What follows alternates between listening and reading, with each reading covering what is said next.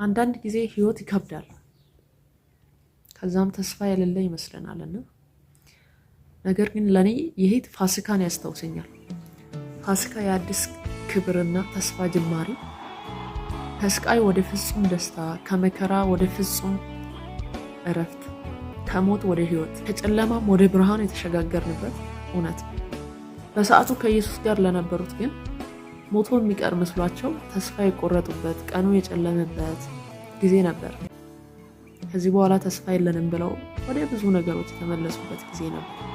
ነገር ግን እሱ ሞቶ አልቀረም፣ ትንሣኤ ሆነ። ደስታቸውና ተስፋቸው ተመለሰላቸው። ይህ ነው ፋሲካ።